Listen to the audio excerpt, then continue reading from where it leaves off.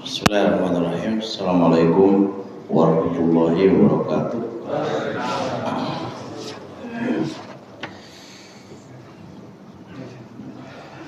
Alhamdulillah wassalatu wassalamu ala Rasulillah wa ala alihi wa sahbihi wa mawalah amma ba'du.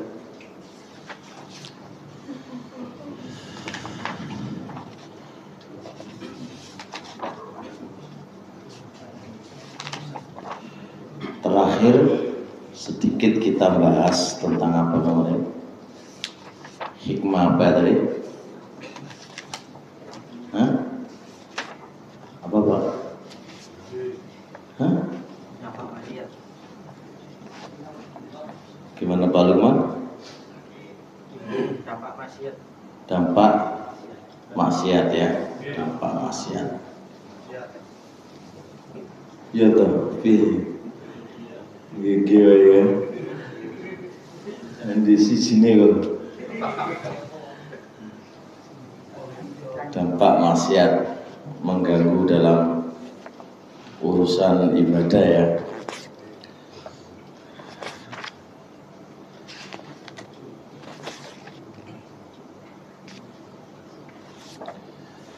Terusnya sedikit bahas tentang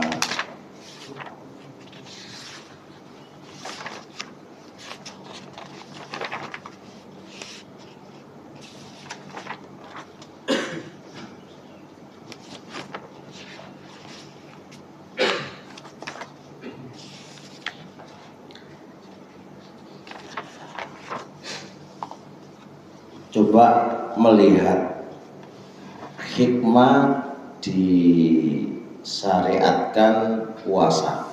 Sedikit nyoba melihat apa sih hikmah disyariatkannya puasa. Ini mau Ramadan Pak ya, kita mencoba menelaah puasa memang hukumnya wajib, tapi kira-kira ada nggak dibalik hikmah atau dibalik kewajiban puasa itu, apa sih hikmah dibalik itu ya? Nah, hikmah asasi, hikmah yang paling mendasar dari disyariatkannya puasa itu adalah takwa. Ini penting, dasar utamanya dulu. Allah berfirman apa? Kutiba alaikumusiyam kama kutiba alal ladzina min qablikum la'allakum tattaqun. Baik itu puasa wajib atau puasa sunnah, dasar utamanya hikmah dari disyariatkannya puasa itu adalah takwa.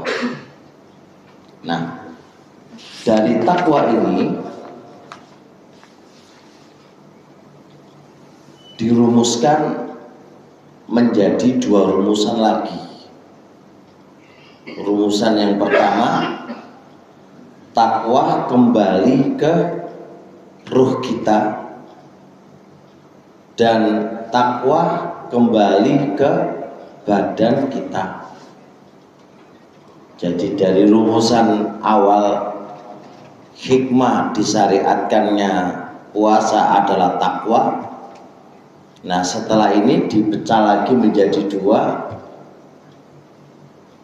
Yang pertama adalah apa tadi? Takwa yang kembali ke ruh kita ya, ruh kita, dan takwa yang kembali ke badan kita.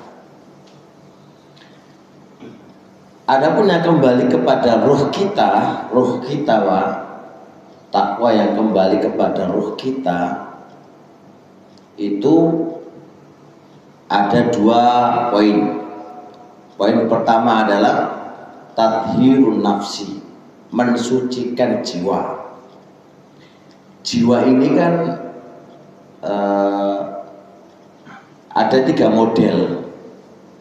bersih total, 2 kotor total, ketiga separuh kotor, separuh bersih. Nah, modeling dewe-dewe ini nomor piro? 30. Aja 3 lah. Ya 3 lah ya jek loro sawangane kan ya 3 lah kan. Ya ana kotore ana bersih. Nah, di antara cara untuk bisa membersihkan apa itu jiwa yang kotor tadi, itu carane dengan puasa. Nah, puasa itu satu cara untuk bisa tadhirun nafs. Nah, seperti ini. Jiwa ini bisa kotor itu soalnya apa? Separuhnya kotornya jiwa itu sebabnya syahwat. Syahwat Pak. Syahwat itu ya syahwat. Dan muara syahwat itu larinya ke maksiat. Nah, puasa itu bisa menekan apa? Syahwat. Saya kita kayak contoh. Bentuk maksiat apa aja bisa dicetuskan itu karena syahwat Pak. Nafsu. Apa aja? Wong korupsi ya nafsu. Zina nafsu. Pacaran ya nafsu. Nyawang wedok nafsu. Wong maling, wong apa duwe pengen jabatan, pengen apa, seluruhnya nafsu. Jadi seluruh maksiat itu porosnya nanti nang nafsu yang bisa merusak jiwa, yang mengotori jiwa. Wong kudu muring-muring ya nafsu. Nah, nafsu ini bisa dihentikan atau paling tidak ditekan ya, itu dengan puasa. Makanya saya bilang, kalau kita pingin bersih Pak, paling nggak separuh ya Pak ya, membersihkan separuh dari jiwa kita ya, perbanyak puasa. Poso itu insya Allah loh Pak, kata poso diterima lah insya Allah itu. Wong sing akeh posone iku insyaallah iso njaga, enggak ngrasani wong. Peangate muring-muring gak sida muring-muring. Peangate nonton wong wedok ayu ora sida nonton wedok ayu. Karena terkondisikan dengan jiwa puasa tadi. Bahkan insya Allah orang yang suka puasa itu enggak tamat dengan dunia. Kau nak sedari rebutan panganan Pak, nanti berapa ya? Rebutan duit 1.000 2.000, orang bakal rebutan, karena jiwanya sudah biasa puasa. Jadi kayak kita nih urusan 5.000 serbu rebutan, kok orang DKI ngamuk-ngamuk lah urusan 5.000 lho, duit 5.000, duit apa istilahnya sak piring ya lho, urusan nasi sak piring. Ngono wis dadi apa? Gelutan, dadi muring-muring hanya sebatas mek 1 piring nasi. Itu menunjukkan awakmu iku ora tau poso. Sehingga terlalu jasak. Gorengan lho Pak, urusan gorengan itu regane piro sih gorengan? Ngono wis rebutan. Kaya gak tau mangan ae gitu kan. Itu karena Anda terlalu jasa, tamak dengan dunia Anda. Itu menunjukkan Anda itu enggak puasa. Jadi Ibnu Qayyim dalam kitab Fawaid itu, famin fawaidis shaum, termasuk faedah-faedah puasa itu adalah taqlilul jasa' wa tama, mempersedikit jasa, tamak dengan dunia. Kenapa? Karena bayangan orang yang banyak puasa itu apa coba? Lah aku lu mangan sepiring tok. Wis mari. Ya toh? Jenengan kayak nyiapno poso Pak ya, nyiapno panganan itu sampai jam piro coba? Ujuk-ujuk maghrib tet jenengan banyak minum air apa es ya. Wis nggak nafsu belum wis sakmono lho. Ngono dipikir sampai koyok pinggir lho Pak. Itulah dunia Pak. Koyok-koyoke warak wetengku dipenuhi sak opo wae padahal ya setelah dipenuhi sak ngono iku rasane dunia. Tenan Pak. Jadi harus paham fungsi daripada puasa itu. Nah makanya oleh karena itu perbanyak puasa, karena itu yang menekan lu kerja kon poso Ustaz tambah mantep ya, tambah mantep kerja poso itu malah zen ya, tambah guru tenan ya guru gendang itu kan tambah banyak pahalanya lah insya Allah. Itu satu. Jadi benar-benar ya jiwa itu separuhnya wis aman dengan Anda menekan nafsu ini. Tapi poso ini benar-benar dibeneri poso ini karena Allah Subhanahu wa Ta'ala. Yang kedua, faedah ruhani Pak, puasa itu adalah mempersiapkan diri karena nikmat yang Allah berikan kepada kita itu bukan suatu kelanggengan Pak. Nikmat yang Allah telah berikan kepada kita itu enggak suatu kelanggengan. Makanya dengan kita puasa mempersiapkan diri. Hari ini kita di atas, belum tentu besok kita di atas. Tapi kalau kita udah membiasakan puasa, aku di atas, aku di bawah, no problem. Kalau kita tidak pernah puasa, terus awalnya di atas, lalu jatuh ke bawah, itu yang stres. Makanya lihat aja orang-orang yang awalnya di atas, diturunkan di bawah, ngamuk-ngamuk dan seterusnya, ya itu Pak. Karena dia belum punya persiapan untuk persiapan mental, persiapan seluruhnya untuk jatuh di bawah. Nah, coba jenengan lihat aja, andai kata kayak Pak Ahmad yang jabatannya sudah topi ini putih Pak ya, delok sampai guru sering poso kan. Mari ngono terus diturunkan jabatannya, nggak ada masalah. Mau hari ini diturunkan sama Pak Lukman ya slow aja.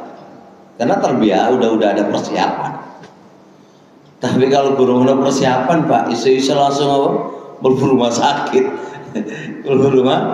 rumah sakit gitu kan.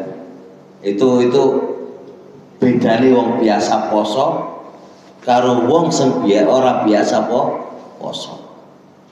Jadi itu luar biasa. Jadi oleh karenanya tidaklah Allah mensyariatkan puasa itu kecuali karena itu. Dan itu jenengan perhatikan Pak. Kenapa inti takwa ke situ Pak? Karena rata-rata orang itu nggak iso takwa manakala di bawah Pak. Kalau di atas gampang takwa gitu. Tapi kalau mau di bawah ora iso. Nah saya Pak Lukman ini kan paling atas nih. Ya ngaji terus insya Allah kan. Nah tinggal diuji oleh Allah. Nanti jabatan ini kan biasa, yang namanya jabatan kan bukan sebuah kelanggengan. Hari ini dipegang Pak Lukman, besok bisa diganti. Kan yang megang ini kan hanya Allah Pak.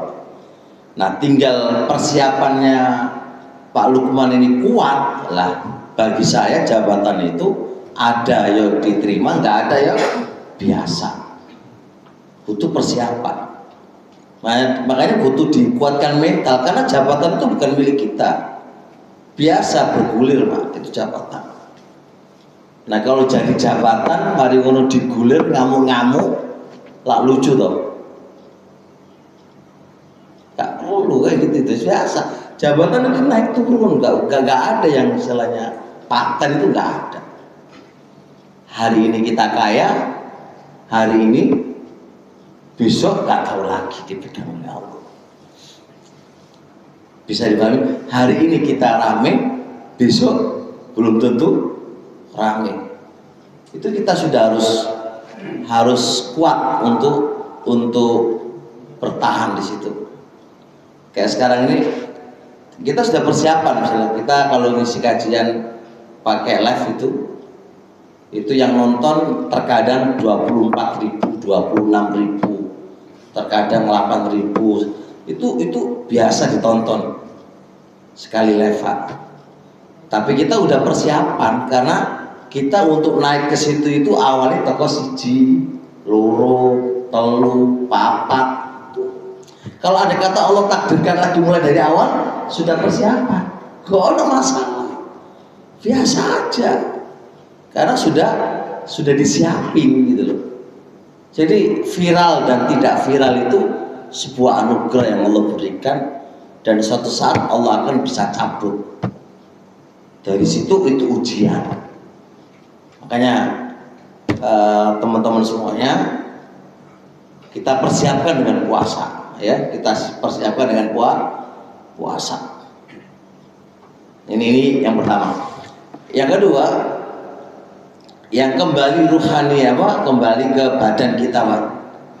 Hikmah disyariatkan puasa adalah yang itu bisa dirasakan oleh badan, dan para dokter sepakat itu adalah sehat. Dan sehat ini Anda bisa gunakan untuk takwa kepada Allah. Apa hubungannya, Pak? Perhatikan, Pak ya. Di jiwa yang sehat terdapat badan yang sehat. Itu sebuah istilah yang tepat. Jangan begini, di badan yang sehat terdapat jiwa, yaitu salah. Salah, Pak. Karena badan nggak ada hubungannya dengan jiwa. Berapa banyak badannya sehat, jiwanya hancur. Maka ungkapan yang tepat adalah di jiwa yang sehat terdapat badan yang sehat. Apa dalilnya? Ala inna fil jasadi mudghatan idza saluhat saluhal jasadu kullu wa idza fasadat fasadal jasadu kullu ala wayal qalbu. Di organ tubuh kita itu ada segumpal daging. Kalau ini baik, seluruhnya akan baik. Kalau dia jelek, rusak, seluruhnya akan rusak. Apa kan? Hati. Hati ini adalah punya kaitan erat dengan jiwa. Jiwamu itu elek, tergantung hatimu, Pak. Maka terdapat jiwa yang sehat, terdapat badan yang sehat. Badan akan sehat setelah Anda puasa. Dengan Anda sering puasa, jiwamu kan sehat, mari ngono badanmu juga akan sehat. Masya Allah. Makanya, karena sebenarnya berapa banyak jiwa yang badan yang sehat, Pak, tapi malas ngaji, ya toh? Malas ibadah, malas apa, badannya Masya Allah sehat pol. 24 jam itu warung kopi, apa jenenge? Mainan apa? Mainan game. Dan ulama-ulama sepakat main game online itu hukumnya haram, Pak. Main game online atau seluruh permainan game lah. Seluruh permainan game online atau offline itu hukumnya haram. Kok bisa? Karena membawa dampak satu terkait dengan hubungan Anda dengan Allah. Berapa banyak sebab permainan game ini melalaikan hubungan kamu dengan Allah. Anda seharusnya zikir, nggak jadi zikir karena main game, Pak. Seharusnya sholat malam, gak iso sholat malam gara-gara apa? Game. Gak ada hubungan kamu dengan Allah kecuali harus kamu tinggalkan permainan game itu. Game itu ibaratkan sesuatu yang nagei, Pak. Yang kedua, hubungan kamu dengan makhluk hancur, Pak. Berapa banyak anak durhaka sama kedua orang tuanya gara-gara game. Coba jenengan lagi main game, disuruh orang tua kamu jalan apa enggak? Jalan apa enggak? Enggak bakal jalan, Pak. Sudah fokus di gamenya. Sudah fokus di gamenya. Dan sosialnya orang yang pemain game dengan orang lain itu sosial mati. Dia nggak akan peduli orang lain karena di hadapan dia sudah ada yang ngasih. Mau saudara kamu lapar, terkapar, bobi nggak bakal diurus karena ada fokus di permainan kamu itu. Di antara yang lain juga apa yang terjadi di game itu, habis waktu kamu, Pak. Habis waktumu. Min husni islamin martarku malayani. Termasuk bagusnya apa? Keimanan seorang adalah meninggalkan apa yang tidak ada faedahnya. Itu orang-orang faedah apa coba? Karena on game ini haram hukumnya, maka duit yang dihasilkan dari game ini hukumnya haram juga. Apalagi ono judi, permainan judi. Itu juga tambah hukumnya haram. Jadi coba puasalah, barangkali bisa menghilangkan penyakit ini. Lebih-lebih lagi ini yang tinggal di Pak Lukman, yang tinggal di mana ini, kantor-kantor itu gak boleh sedikit pun Anda kerja sedangkan Anda main game, gak boleh. Walaupun gak ada kerjaan, gak boleh Anda main game. Karena Anda walaupun gak ada kerjaan, waktu Anda sudah dipikir bagaimana cara meningkatkan kualitas PT itu, bukan digiling main game. Ini kadang-kadang repot ini yang bagian apa, topi putih-putih ini kan, ya kan? Itu iya orang genan, orang oleh korupsi itu, Pak, orang oleh. Kecuali dia main game di waktu apa, istirahat. Kalau di waktu kerja nggak boleh menggunakan ponselnya antum, pesan jenengan pakai otak nggak boleh. Nggak boleh. Para topi-topi putih itu, anak buah yang kuning-kuning itu dilarang, harus sergep kerjone lah. Sing putih-putih malah main game di kantor lah, sepiye lah. Orang kenal lah itu jenenge. Gak oleh. Dosa, Pak, dosa. Duit haram, ora oleh. Mendingan dalam posisi lapar daripada mangan duit haram. Demi Allah begitu ya, kawan. Mendingan duit kita yang keluar daripada kita ngambil duitnya orang. Makanya dengan puasa itu kita berusaha mendingan lapar ketimbang masuk dalam perut kita uang-uang haram. Begitu, bisa dipahami? Nah, itu hubungannya antara apa? Sehat dengan puasa. Jiwa kamu itu sehat, maka badanmu itu akan sehat. Sehat untuk menjalankan ketaatan kepada Allah Subhanahu wa Ta'ala. Baik, itu ada yang pertanyaan masalah sebentar ini, monggo.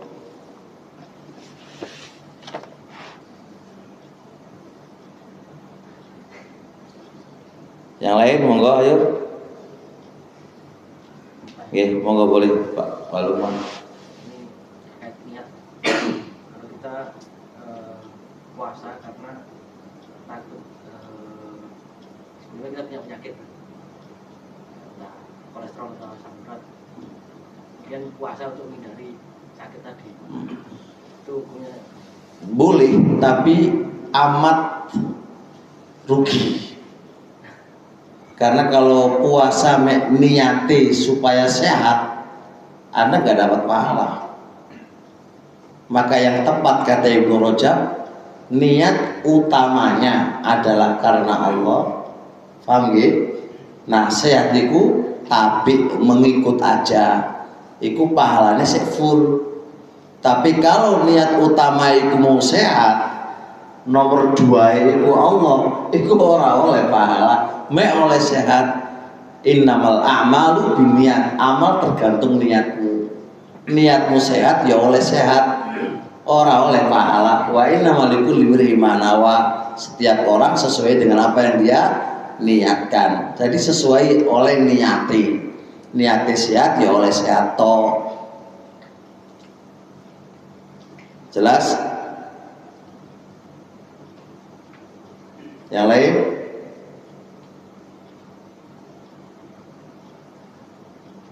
Mana Pak Abdul Khalid? Gak ada ini.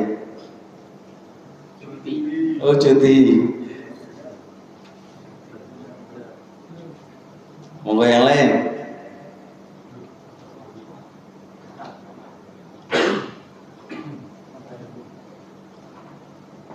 Nggak ada? Monggo Pak Khosin. Biar nggak ngantuk Pak, maksudnya isi terus aku lah. Bikin sedikit kalian itu pertanyaan biar nggak ngantuk. Monggo Pak Khosin. Iya terus cuma kalau kan puasa Ramadan itu kan kadang kita butuh persiapan. Ada salah satu misalnya kita puasa sunnah untuk menyiapkan persiapan Ramadan. nggak apa-apa. Sebenarnya tinggal fokusnya Allah dulu, ya kan? Baru terserah mau di model piye wae ora apa-apa. Secara otomatis walaupun jenengan tidak meniatkan persiapan untuk Ramadan itu sudah menjadi apa? Dengan sendirinya.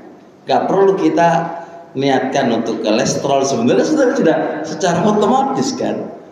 Jadi yang penting makanya jari Allah gini, wa maka nalillahi wa ma li ghairi tabaun. Apa wae kalau ibadah itu mau karena Allah, sak liyane ku melok. Iki ingat, kayak dewek ini ngaji Pak, ngaji atau mencari ilmu atau apa. Jangan sekali-kali karena manusia, karena dunia Pak. Kalau karena dunia nggak bakal dunia yang kamu cari itu dapat kecuali sesuai dengan takdirnya Allah. Sampai elek pun kita kerja Pak, pengen kaya, nggak bakal dapat duit kecuali sudah tulisannya. Kalau tulisan kita 1 bulan me oleh duit 3 juta, sampai elek pun jengking-jengking kayak piye wae gak bakal iso nambah. Dan itu senengan Pak, titerono itu sudah kerumus paten itu. Tapi kalau jenengan itu karena Allah dalam bab apa aja karena Allah, maka dunia itu akan mengikuti Anda. Dunia itu akan mengikuti Anda selama Anda itu karena Allah. Jadi kalau puasa tadi karena Allah wae, dunia itu akan mengikuti jenengan mau sehat, mau apa, itu pasti ngikut. Gak perlu kita niatkan itu wis melok diri, wis ikut diri. Jadi begitu. Sama kerja ini prinsip loh, di prinsip. Jenengan kerja, jangan nggak usah punya ambisi untuk menjadi ketua regu atau manajer, jangan. Itu ambisi yang jelek, yang akan mengakibatkan fatal masa depan. Tapi kerjalah Anda itu karena Allah. Kerja karena Allah Pak. Allah yang melihat Anda. Kuatkan seluruh kemampuan kamu yang kamu miliki, wujudkan loyalitas kamu. Allah akan angkat derajat kamu sendiri kok. Gak perlu Anda cari, gak perlu Pak. Sebab bedanya, kalau Anda kerja wis ono niatan misi, pasti Anda akan berbuat dolim ke orang lain dan dengki kepada orang lain karena sudah punya misi. Di bidang apa aja, mau kamu di yayasan, mau kamu itu di pesantren, kalau sudah punya misi itu pasti jelek, jiwanya itu pasti jelek Pak, karena sudah ada misi. Tapi kalau jenengan tadi misinya bukan itu, adalah misinya Allah. Aku kerja dapat gaji untuk keluarga dan anak, dan saya kalau kerja totalitas karena aku sudah dibeli dengan jalan kayak gini loh Pak. Insya Allah loh, Allah akan memperlihatkan cara kerja kamu di depan owner, dan Allah akan angkat derajat kamu di depan owner itu.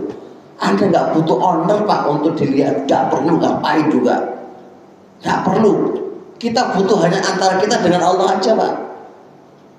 Karena kalau kita karena makhluk Pak, rugi. rugi.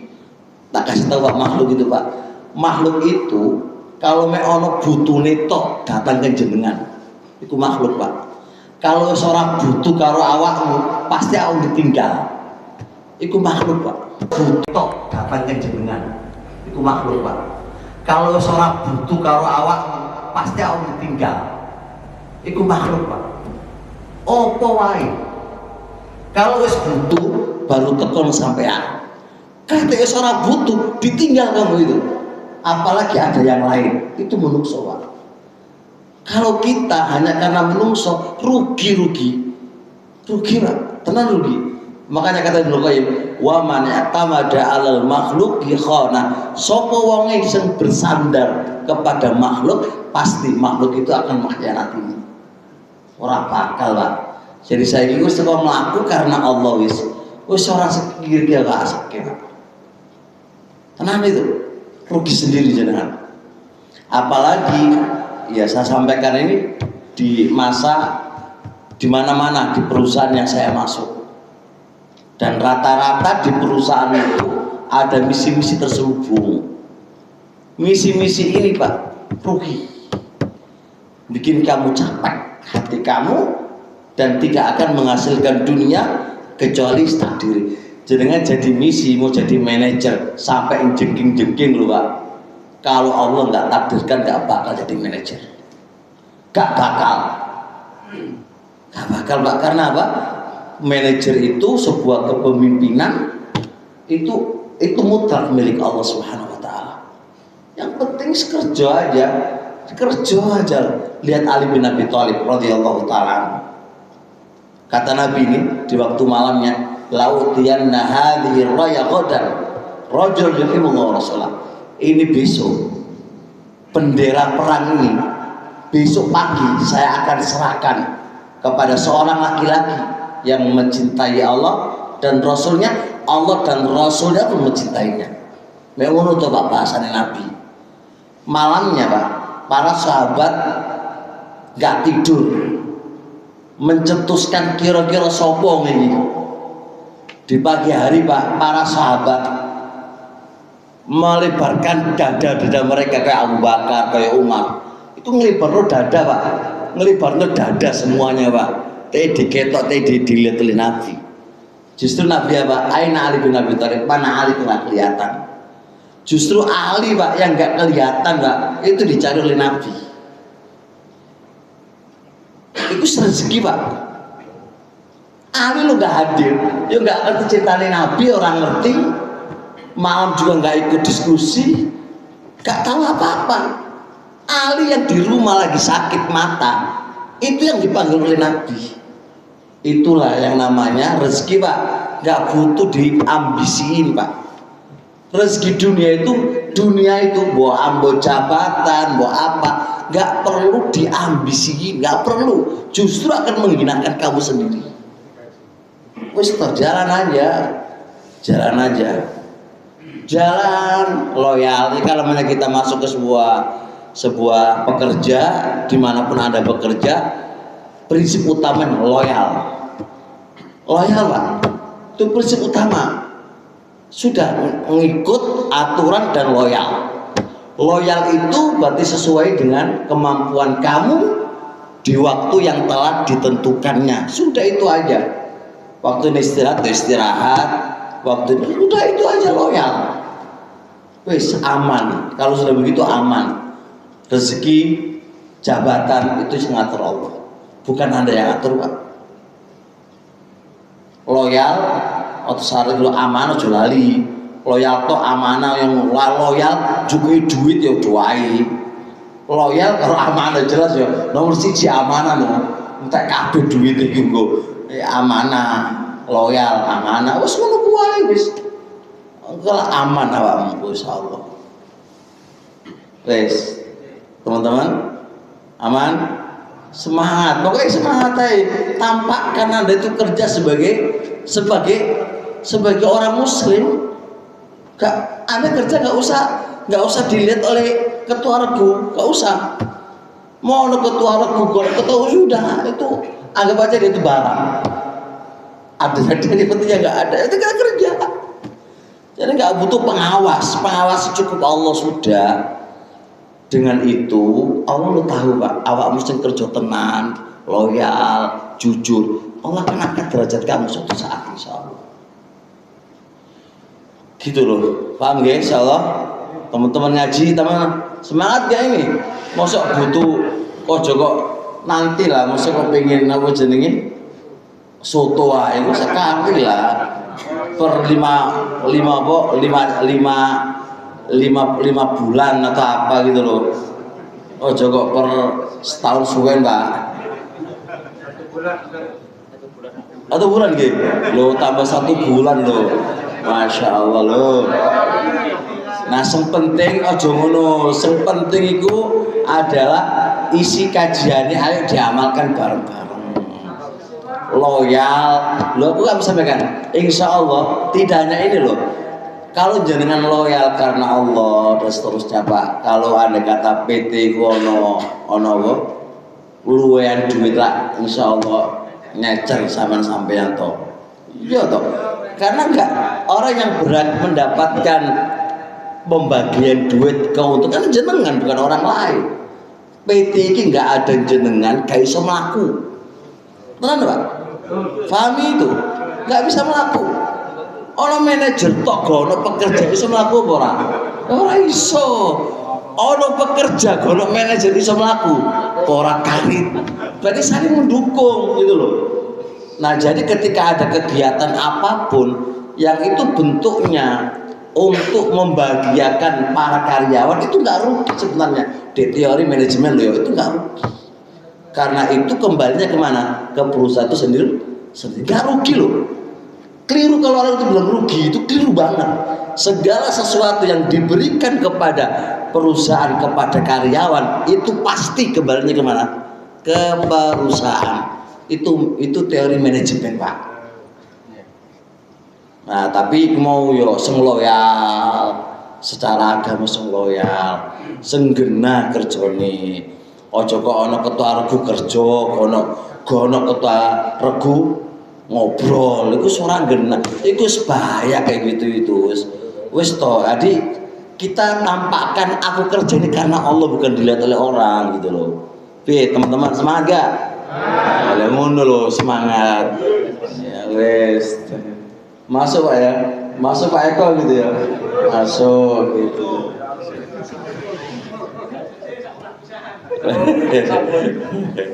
Insyaallah lah. Seberapa sih gitu itu nggak akan ada, nggak berkurang segi lintek untuk tadi itu pun untuk karyawan nggak berkurang insyaallah gitu Pak. Lah aku orang ojo-ojo yo tenang loh ini. Lo enggak demi Allah aja, demi kebaikan insyaallah. Kalau ngono kan semangat gitu loh insyaallah. Sampai di sini insyaallah ya. Subhanakallah wa bihamdik. Asyhadu an la ilaha illa anta astaghfiruka wa atubu ilaik. Assalamualaikum warahmatullahi wabarakatuh.